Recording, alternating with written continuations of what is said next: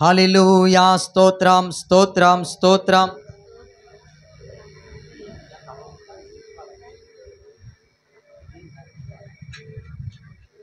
హల్లెలూయా. స్తోత్రం ప్రభువా, స్తోత్రం ప్రభువా, స్తోత్రం. రీలా రాకాబా షాబాలా రాందా రాకాబాబా. ఓ రీసారాల నంద రాకాబా రీబా షకాల రాబా. హల్లెలూయా హల్లెలూయా నీకు స్తోత్రం.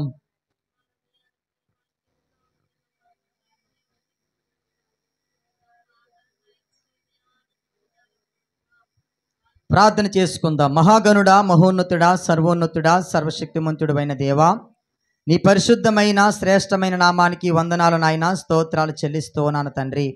దేవా, ఇదిగో నాయన, ఈ సమయంలో ప్రత్యేకముగా కూడి వచ్చిన బిడ్డలందరిని బట్టి మేము ప్రార్థన చేస్తూ ఉన్నాం. అయ్యా, మమ్మల్ని అందరినీ జ్ఞాపకము చేసుకొని ప్రభా, మేమందరము కలిసి నిన్ను స్తుతించుటకు తండ్రి మీరు ఇచ్చిన అవకాశాన్ని బట్టి నీకు స్తోత్రాలు నాయన, నీకు వందనాలు. ఇదిగో నాయన తండ్రి, మరి పాటల్లో మీరున్నారు అయ్యా, నీ బిడ్డల సాక్ష్యాల్లో మీరున్నారు ప్రభానికి స్తోత్రాలు తండ్రి, వందనాలు. ఇదిగో నాయన తండ్రి ప్రభా, ఇంతవరకు మీ ఆత్మ చేత మీరు నడిపించారు నాయనానికి స్తోత్రాలు తండ్రి, వందనాలు చెల్లిస్తున్నాం. ఇదిగో నాయన, ఇంకా మా ప్రియులు రావలసిన వారు చాలా మంది ఉన్నారు ప్రభా. ఇదిగో తండ్రి ప్రభా, ఇదిగో వారిని జ్ఞాపకం చేసుకోండి.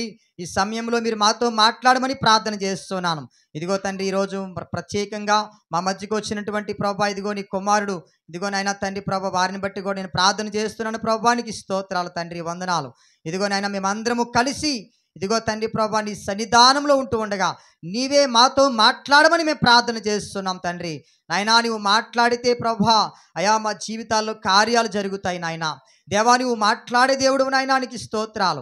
దేవా, నీ మాట జుంటె తేనె దారల కంటే మధురమైనది ప్రభా, పాల కంటే శ్రేష్టమైనది నాయన.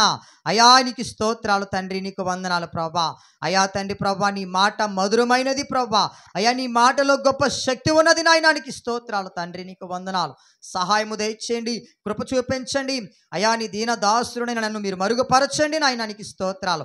అయా నన్ను మీరు మరుగుపరిచి మీ స్వరాన్ని మాకు వినిపించమని ప్రార్థన చేస్తున్నాం తండ్రి. అయా మా అందరికీ ప్రభా, ఇదిగో తండ్రి, ఆత్మీయమైన మన్నాను అనుగ్రహించమని ప్రార్థన చేస్తున్నాను ప్రభానికి స్తోత్రాలు, నీకే వందనాలు. ఇదిగో తండ్రి ప్రభా, నీ ఆత్మ చేత నడిపించండి. నీ ఆత్మ ద్వారా, నీ ఆత్మ బలము, నీ ఆత్మ శక్తిని నాకు అనుగ్రహించమని, ప్రతి ఒక్కరిని మీరు దర్శించమని, ప్రతి ఒక్క హృదయాన్ని మీరు తాకమని, ప్రతి ఒక్క హృదయంలో వాక్యమని విత్తనాన్ని మీరే నాటమని, మహిమ ఘనత ప్రభావాలు మీకే చెల్లిస్తూ నజరేయుడైన యేసుక్రీస్తు నామమున ఈ ప్రార్థన మనల్ని అడిగి వేడుకుంటున్నాను తండ్రి, ఆమేన్. దేవునికి మహిమ కలుగును గాక. హల్లెలూయా. మన రెండు చేతులు పైకి చాపి దేవునికి స్తోత్రం చెప్దాం. హల్లెలూయా హల్లెలూయా. ప్రభునందు ప్రియరా, దయచేసి వాక్యాన్ని వింటున్నప్పుడు ఎవరు కూడా పక్కవారి వైపు చూడొద్దు, పక్కవారితో మాట్లాడొద్దు. ఒకవేళ మీ పక్కన వారు పడుకుంటున్నారని మీకు అనిపిస్తే, చాలా వందనాలండి, ఇందాక పేరు తెలియలేక అందుకని.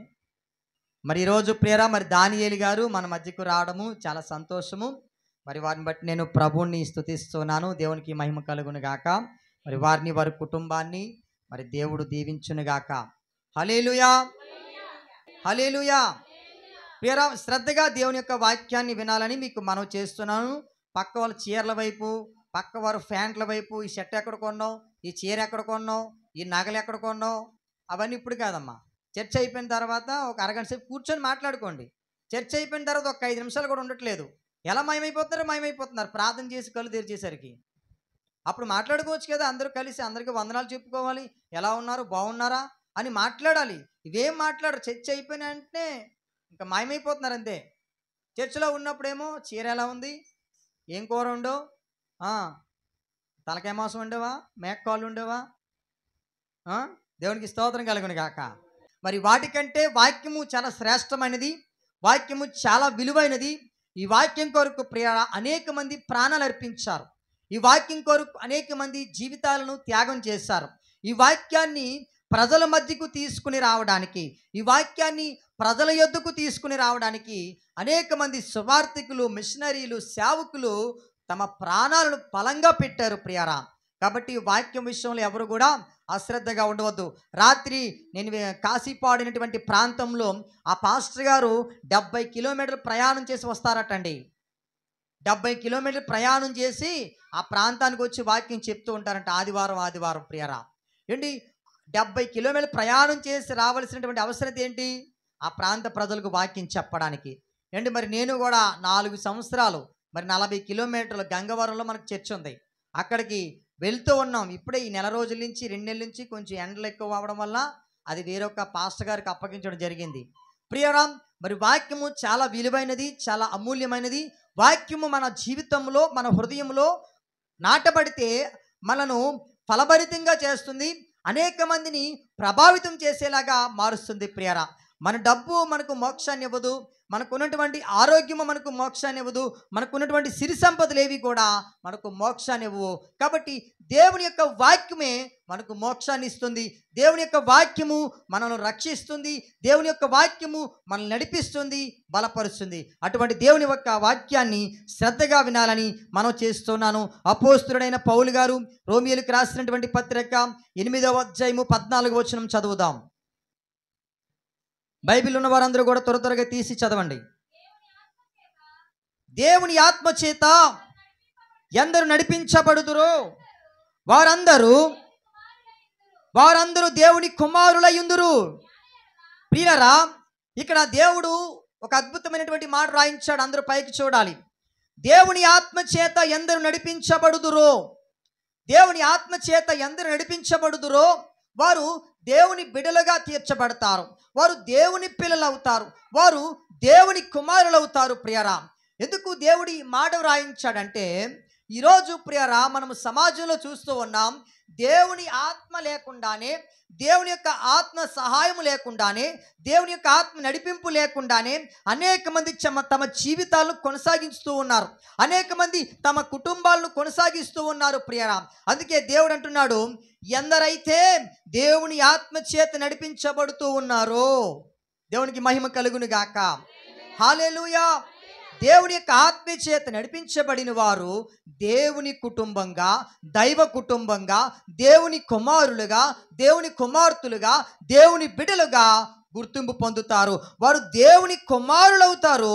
కనుక ప్రియరా, దేవుని యొక్క ఆత్మ చేత నడిపించబడేవారు ప్రస్తుత దినాల్లో మనం ఉన్నామో లేమో ఒకసారి మనము ఆలోచన చేద్దాం. దేవుని ఆత్మ చేత నడిపించడం అంటే ఏంటి?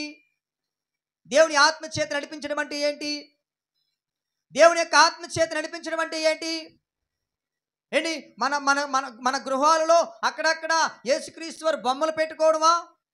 దేవుని యొక్క ఆత్మ చేత నడిపించడం అంటే ఏంటి? పాడుతూ ఉన్నప్పుడు చప్పట్లు కొట్టడమా? ప్రియరా, మనం బాగా ఆలోచించాలి. ఈరోజు చాలా మందికి దేవుని యొక్క ఆత్మ చేత నడిపించడం అంటే ఏంటో అర్థం కాలేదు. క్రైస్తవ్యానికి అర్థం కావలసినటువంటి మొట్టమొదటి పాయింట్ ప్రియారా, దేవునికి స్తోత్రం కలుగును గాక. హల్లెలూయా. మన 2 చేతులు పైకి చాపి దేవునికి స్తోత్రం చెప్దాం. ఉన్నాయా చేతులు? మనకు దేవుడు చేతులు ఇచ్చాడు కదా, చాలా మంచిది. ప్రియరా, ఈరోజు క్రైస్తవ్యానికి దేవుని యొక్క ఆత్మ చేత నడిపించడం అంటే ఏంటి అర్థం కాలేదు. అందుకే ప్రియరా, దేవుని యొక్క ఆత్మ కార్యాలు వారికి అర్థం కావు. దేవుని యొక్క ఆత్మ చేత నడిపించడం అంటే ఏంటి ప్రియరా? దేవునితో నడవడం. దేవునికి మహిమ కలుగును గాక. హల్లెలూయా. దేవుని యొక్క ఆత్మ చేత నడిపించబడేవారు దేవుని బిడ్డలు అవుతారు. ప్రస్తుతం కనుక మనం ఆలోచన చేస్తే ప్రియరా, ప్రస్తుతం కాలమంతా, లోకమంతా కూడా ఏంటి దేని మీద నడుస్తుంది? టెక్నాలజీ మీద నడుస్తుంది. ప్రియరా, ఏంటి ఆధునిక యంత్రాలపై నడుస్తూ ఉంది. సెల్ ఫోన్ లేకుండా, ఏంటి సెల్ ఫోన్ అలవాటు పడిన వారు సెల్ ఫోన్ లేకుండా బ్రతికి చూపించండి. ఒక వారం రోజులు సెల్ ఫోన్ బంద్ చేయండి. ఏంటి మనము ఈ టెక్నాలజీ కాలంలో, ఈ ఆధునిక కాలంలో మనం దేనికైతే అలవాటు పడ్డామో అది లేకుండా మనము బ్రతకలేము. ఏంటి కార్ల మీద తిరిగేవారు సడన్గా ఏంటి కారు సర్వీస్ సెంటర్కి ఇవ్వడానికి కూడా ఇష్టపడరండి, ఎందుకంటే ఆ రోజు కారు ఉండదు. ఏంటి ఫోన్ బాగా అలవాటు పడిపోయిన వారు ఒకరోజు ఫోన్ వాడకుండా ఉండలేరు. ఇలా మనం ఆలోచన చేస్తే ఏంటి ఒకప్పుడు ప్రియరా మనమే బట్టలు ఉతుక్కునేవాళ్ళం, ఏంటి మనమే ఇల్లు ఉడ్చుకునేవాళ్ళం, మనమే ఇంట్లో అన్ని పనులు చేసేవాళ్ళం. ఈరోజు బట్టలు ఉతకడానికి మిషన్ వచ్చింది. ఏంటి ఒకప్పుడు కరెంటు పోతే రాత్రి అంతా ఇసునగర్లు ఉండేవండి, ఇప్పుడు ఏసీలు ఉన్నాయి, కూలర్లు ఉన్నాయి, ఫ్యాన్లు ఉన్నాయి. ప్రియరా, లోకమంతా కూడా టెక్నాలజీ మీద నడుస్తూ ఉంది, టెక్నాలజీ మీద ఆధారపడిపోతూ ఉంది. ప్రియరా, ఏంటి ఇక నాయకుల మీద, అధికారుల మీద, యంత్రాంగం మీద ఈ లోకమంతా ఏంటి ప్రయాణం చేస్తూ ఉంది, అడుగులు వేస్తూ ఉంది. ప్రియరా, ఏంటి దేవుని యొక్క ఆత్మ చేత నడవడం అంటే ఏంటో సమాజానికి అర్థం కాలేదు. సమాజం గురించి మనం పక్కన పెడితే నేటి క్రైస్తవ్యానికి అర్థం కాలేదు. దేవుని యొక్క ఆత్మ చేత నడిపించడం అంటే ఏంటో తెలియకుండానే మనం రక్షణలోకి వచ్చేసాం. అంటే మా రక్షణ దేవుడు అంగీకరించడంటే అంగీకరిస్తాడు, దేవునికి స్తోత్రం కలుగును గాక. మన ప్రియ దేవుని యొక్క ఆత్మ చేత నడిపించడం అంటే ఏంటో తెలియకుండానే మనం మందిరానికి వచ్చేస్తూ ఉన్నాం, బాప్తీసం పొందేస్తూ ఉంటాం, ప్రార్థనలు చేసేస్తూ ఉంటాం, దేవుని కార్యక్రమాలు చేస్తూ ఉంటాం. కానీ ఏంటి మనము దేవుని చేత నడిపించబడుతున్నామో లేదో ఒకసారి మనల్ని మనం పరీక్షించుకుంటే మనకు అర్థమవుతుంది. ప్రియరా, దేవునికి మహిమ కలుగును గాక. హల్లెలూయా. ప్రియరా, చూడండి, ఆ పై వచనాల్లో కొన్ని మాటలు నేను మీకు జ్ఞాపకం చేస్తాను. అదే రోమాపత్రిక చూడండి 9వ వచనంలో, దేవుని ఆత్మ మీలో నివసించి ఉన్న ఎడల మీరు ఆత్మ స్వభావము గలవారే కానీ శరీర స్వభావము గలవారు కారు. ఎవడైనను క్రీస్తు ఆత్మ లేనివాడైతే ఏంటి లేనివాడైతే వాడు ఆయన వాడు కాడు. ఏంటి దేవుని యొక్క అంటే క్రీస్తు ఆత్మ లేనివాడు వాడెవరు కాదట, దేవుని వాడు కాదట. క్రీస్తు ఆత్మ లేనివాడు క్రీస్తు కలిగినటువంటి స్వభావము, క్రీస్తు కలిగినటువంటి ఏంటి ప్రియుల ప్రత్యక్షత ఎవరైతే లేకుండా ఉంటారో వారు దేవుని బిడ్డలే కాదు. అదేంటి పాస్టర్ గారు, నా పేరు మరియమ్మ అండి, నా పేరు సలోమి అండి, నా పేరు రూత్ అండి, నా పేరు ఎస్తేర్ అండి, ఏంటి నా పేరు అబ్రహాం అండి, నా పేరు జకరియా అండి, నా పేరు యేసోపు అండి అని నువ్వు క్రైస్తవుల పేర్లు పెట్టుకున్నా ఆయన స్వభావం నీలో లేకపోతే, ఆత్మ స్వభావం నీలో లేకపోతే మనం ఎన్నటికీ దేవుని వారము కాము. దేవుడు ఇంకా మనకి ఎందుకు ఆయుష్ ఇస్తున్నాడంటే, ఇంకా దేవుడు మనకి ఎందుకు ఆరోగ్యాన్ని ఇస్తున్నాడంటే, ఇంకా దేవుని స్తుతించడానికి, ఇంకా మనం దేవుని మాటలు వినడానికి ఎందుకు దేవుడు ఇంత గొప్ప ఆధిక్యతను మనకు కలిగించాడంటే మనము దేవుని మనస్సును తెలుసుకుంటామని. గట్టిగా చెప్పలు కూడా దేవుని నామని మహిమపడదాం. దేవుని ఉద్దేశాలు మనం తెలుసుకుంటామని, దేవుని యొక్క స్వభావాన్ని మనం తెలుసుకుంటామని, దేవుని యొక్క ప్రేమను కలిగి ఉంటామని, దేవుని యొక్క స్వభావాన్ని మనం గుర్తిస్తామని, దేవుని యొక్క ఆత్మ చేత మనము నడిపించబడతామని. ప్రియరా, దేవుని యొక్క ఆత్మ చేత నడిపించబడిన వారు ఎలా ఉంటారో నేను చెప్తాను. మీరు జాగ్రత్తగా దేవుని యొక్క వాక్యాన్ని వినవలసిందిగా మనం చేస్తున్నాను. చూడండి, అదే రోమపత్రికలో మీరు ఇక్కడ ఒక మంచి మాట కనబడుతూ ఉంది. 12వ వచనము, కాబట్టి సహోదరులారా, శరీరానుసారముగా ప్రవర్తించుటకు మనము శరీరమునకు రుణస్థులము కాము. మీరు శరీరానుసారముగా ప్రవర్తించిన ఎడల చావవలసిన వారే యుందురు గాని ఆత్మచేత శరీర క్రియలను చంపిన ఎడల జీవించెదరు. ప్రియరా, మనము శరీరానుసారంగా జీవిస్తే, వింటున్నారా, శరీరానుసారంగా జీవిస్తే మనం ఎప్పటికైనా చచ్చిపోతామంటండి. ఆత్మానుసారంగా జీవించేవారు, ఆత్మానుసారంగా నడిచేవారు చనిపోరా పాస్టర్ గారు అంటే చనిపోరండి. శరీరము మట్టిలోకి వెళ్తుంది, కానీ ఆత్మ ఎప్పటికీ చావదు. ఏంటి అది దేవుడుండే స్థలానికి వెళ్తుంది. దేవునికి మహిమ కలుగును గాక. ప్రియరా, మనము శరీరానుసారంగా బ్రతికినంత కాలము చస్తూనే ఉంటామండి. రోగాలు దేనికి వస్తున్నాయి చెప్పండి? రోగాలు దేనికి వస్తున్నాయి? శరీరానికి వస్తున్నాయి. కష్టాలు దేనికి వస్తున్నాయి? శరీరానికే వస్తున్నాయి. బాధలు ఎవరికి వస్తున్నాయి? ఈ శరీరానికే వస్తున్నాయి. ఏంటి, ఈ శరీరంలో ఉన్నంత కాలము రోగం తప్పదు, బాధలు తప్పవు, కష్టాలు తప్పవు, శ్రమలు తప్పవు, నిందలు తప్పవు, కన్నీళ్ళు తప్పవు, శోధనలు తప్పవు. ఏంటి, ఇవన్నీ కూడా శరీరానికే వస్తాయి. ఎందుకో తెలుసా? ఈ శరీరం ఎప్పుడు కూడా లోకాన్ని కోరుకుంటుంది. ఈ శరీరము ప్రియరా ఎప్పుడు కూడా నిండి సుఖాన్ని కోరుకుంటుంది. ఈ శరీరం ఎప్పుడు కూడా ఘనతను కోరుకుంటుంది. ఈ శరీరం ఎప్పుడు కూడా ప్రియరా ఏంటి అందరూ నన్ను పొగడాలని కోరుకుంటుంది. ఈ శరీరం ఎప్పుడు కూడా హాయిని కోరుకుంటుంది. ఈ శరీరం ప్రియరా మంచి వస్త్రాలు ధరించాలని కోరుకుంటుంది. మంచి ఆహారం తినాలని కోరుకుంటుంది. ఈ శరీరం ఏంటి, ఒకవేళ మీకు పట్టు వస్త్రాలు ఇచ్చినా ఏంటి మీకు తృప్తి ఉండదండి. ఆ మధ్యకాలంలో ఒక వీడియో వచ్చింది. ఏంటి అగ్గిపెట్టెలో తయారు చేసే చీరను తయారు చేశాడండి. ఆవిడ ఆ యాంకర్లు అందరూ వస్తున్నారు. ఏంటి ఇది ఇది ఎవరైతే కట్టుకుంటారో వాళ్ళు అదృష్టవంతులండి. అంటే అగ్గిపెట్టెలో సరిపడే చీర. ఏంటి చీర ఎంత ఉంటుందండి? చీర చీర ఎంత ఉంటుంది? స్త్రీలు చెప్పండి. ఎన్ని గజాలట? 6 గజాల చీర ఏంటి 4 అంగుళాలు అగ్గిపెట్టెలో సరిపడిపోయేటువంటి చీరను తయారు చేశారు. అంటే ఆ చీర యొక్క దాని యొక్క తయారు చేసే వ్యక్తి యొక్క నైపుణ్యతను గురించి మనం ఆలోచన చేస్తే, ఆ చీరను ముట్టుకుంటే ప్రియరా నిజంగా ఇంకెంత హాయిగా ఉంటుందో ఒకసారి ఆలోచన చేయండి. ప్రియరా మనిషికి ఎలాంటి ఆహార పదార్థాలు పెట్టినా ఒక గంట తర్వాత మరలా ఏమవుతుంది? మరలా ఆకలేస్తుంది. ఏంటి ప్రియరా, ఏంటి నేను రాత్రి కారులో ఏసీ కదా, ఏసీలో వస్తూ ఉంటే ఏంటి అప్పటి వరకు చెమటలు పట్టేస్తున్నాయి. ఆ కారులోకి వెళ్ళిన ఒక అరగంట గంట తర్వాత చక్కగా హాయిగా ఉంది. తర్వాత నాకు ఏమనిపించింది తెలుసా? చలి చేసిందండి. నా ముఖం మీద ఒక ఏసీ ఉంటుంది, ఇటువైపు మన గేర్ మార్చుకునే దగ్గర ఒక ఏసీ ఉంటుంది. 2 బంద్ చేశాను. ఎందుకో తెలుసా?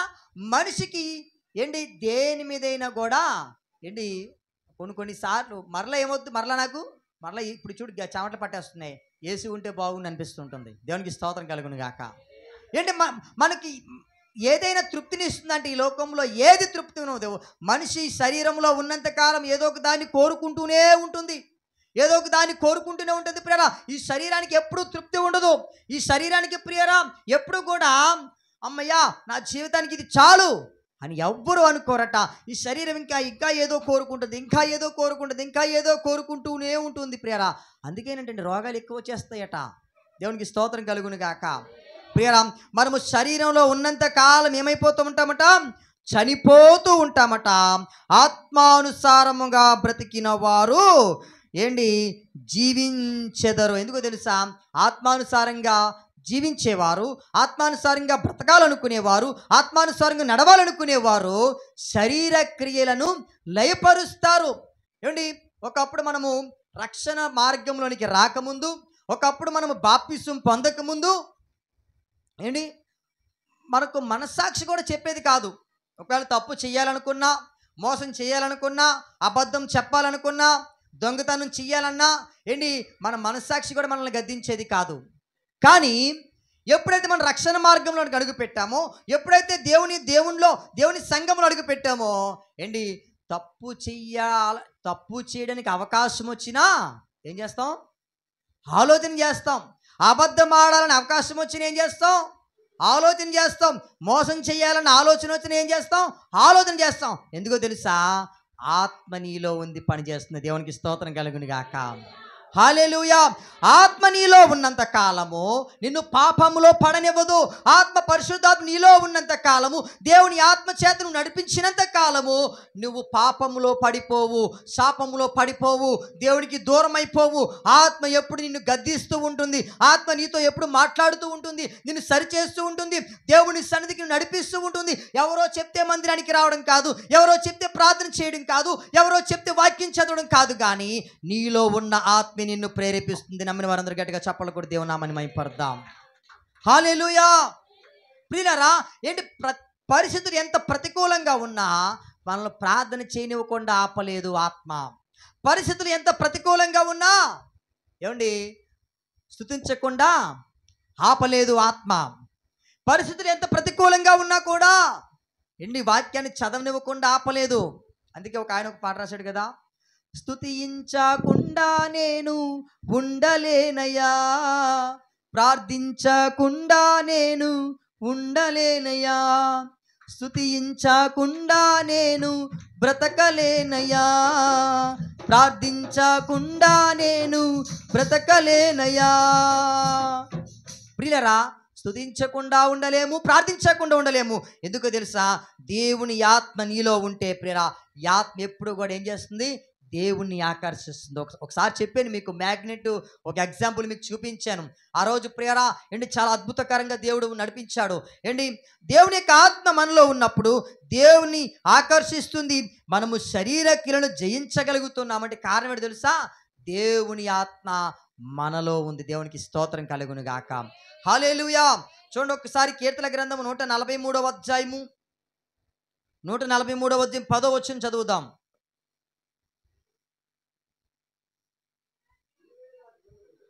ఆ,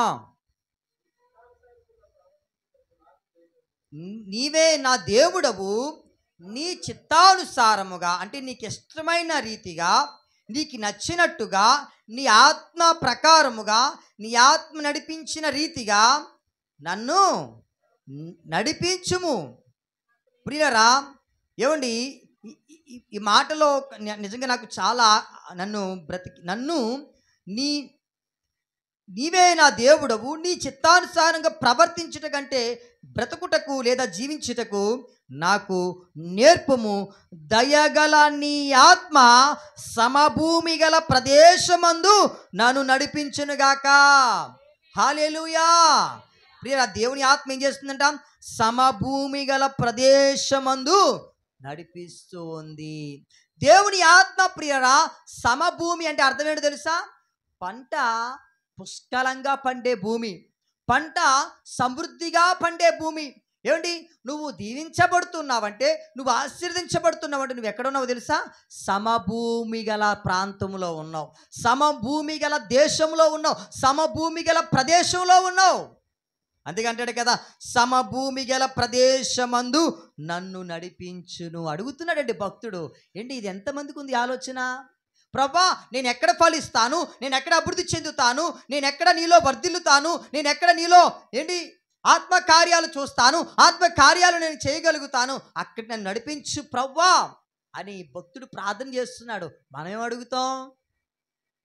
ప్రవ్వా, సతీష్ కుమార్ చర్చిలో పెద్ద ఎల్ఈడి స్క్రీన్ ఉందంట ప్రవ్వా, నన్ను అక్కడ నడిపించు ప్రవ్వా. సతీష్ కుమార్ చర్చిలో మొత్తం అంతా ఏసీలు ఉన్నాయంట ప్రవ్వా, మొత్తం అంతా కలర్స్ చాలా అందంగా ఉందంట ప్రవ్వా, చాలా ఎక్కడా లేదంట ప్రవ్వా, అలాంటి స్థలం నన్ను నడిపించు ప్రవ్వా.